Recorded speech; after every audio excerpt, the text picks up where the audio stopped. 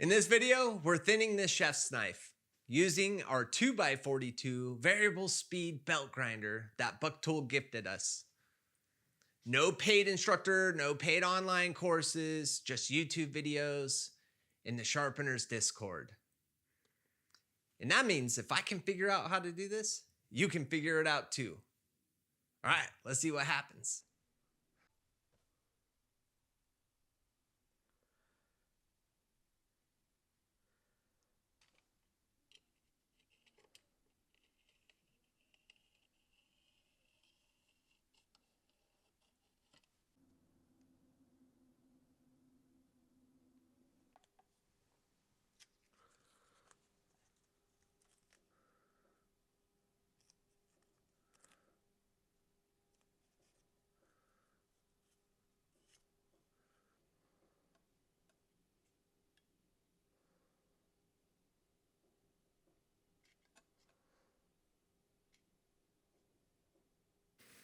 All right, so we got our line scribed.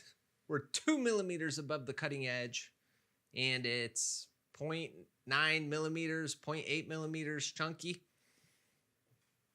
How do we thin it?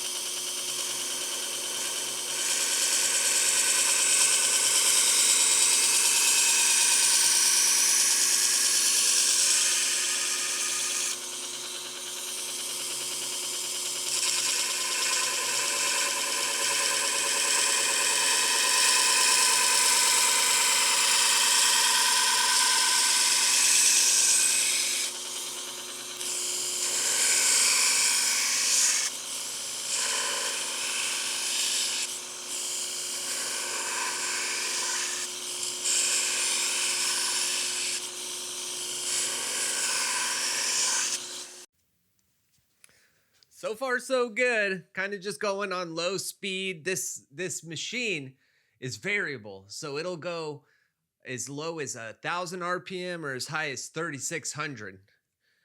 I think we're gonna go ahead and try cranking it up a little bit. I was thinking some sparks would be fun. Not only would they be fun, but it would help me identify my contact point. That's one thing I love about grinding on the Tormek is I can always see my contact point. Well, whereas right now, right here, I can't see that. But come on in and take a look at what we've accomplished so far. You might be impressed.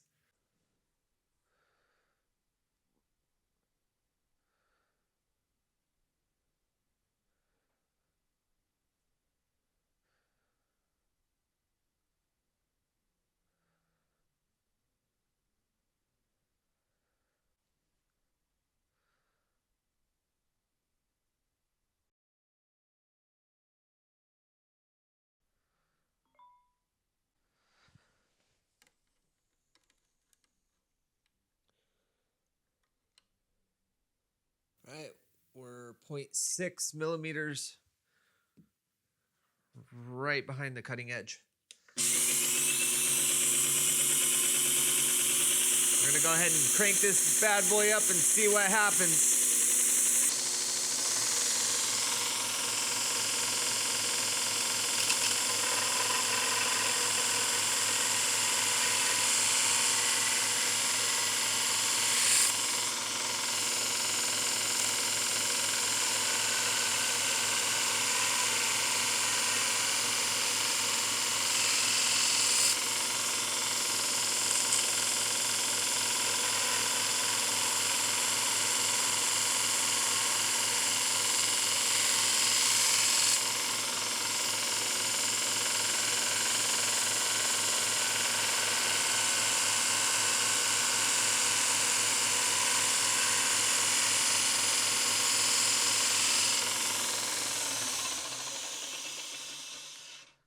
I prefer not to run machines fast when I work on steel.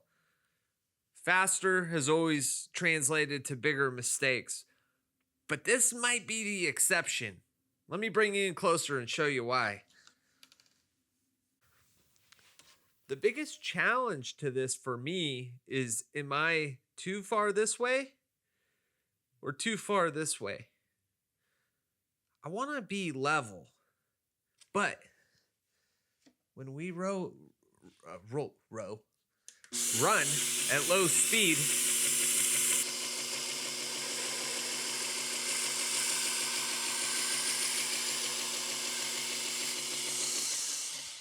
I can kind of hear it's a little higher pitch if I'm tilted, and the pitch is more even when I'm flat. But watch what happens when I run at high speed. You might see sparks shoot in a single line, or you might see sparks shoot from multiple spots.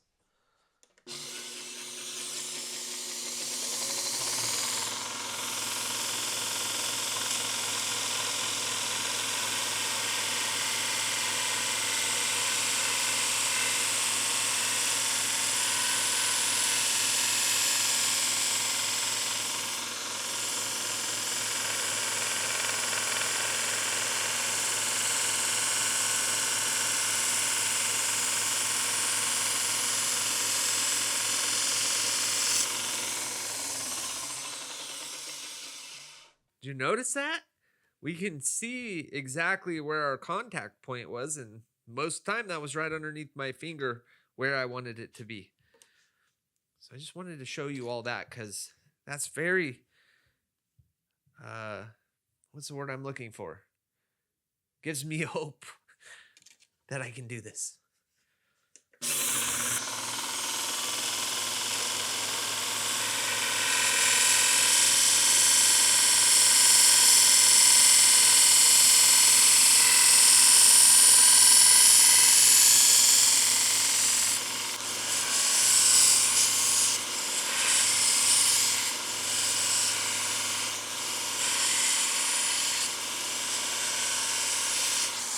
All right, I went ahead and scribed a new 2mm line because I'm anal like that.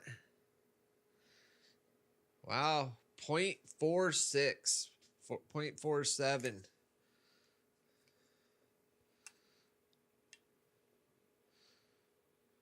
Yep, we're just under 0.5 millimeter, so we took off quite a bit of material.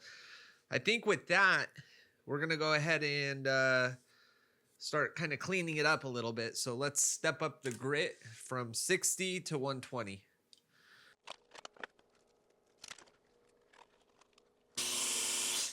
And for my Beaver Toolker guys, these machines, the tracking, oh, it's so nice. It's such a nice thing. All right.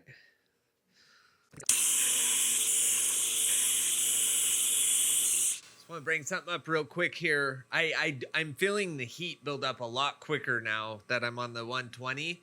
It's just a denser material. Air isn't flowing through there as well as it was on the 60.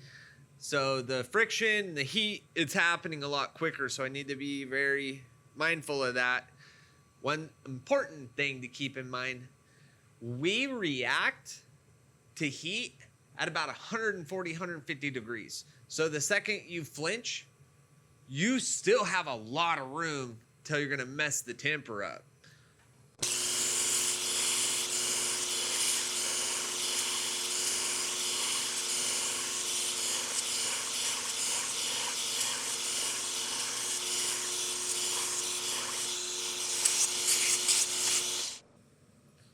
I jumped down here where there's some slack just to kind of blend it all together there a little bit.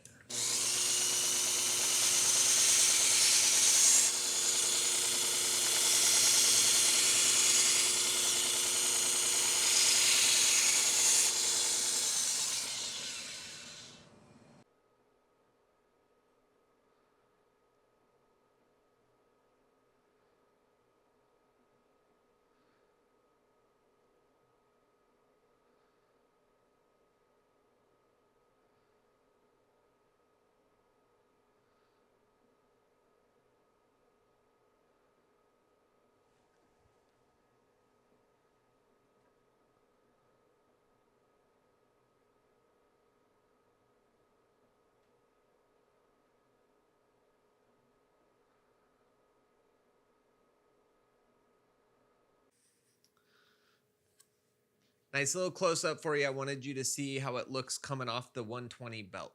We're going to go ahead and jump over to the 8-inch Bucktool variable speed bench grinder.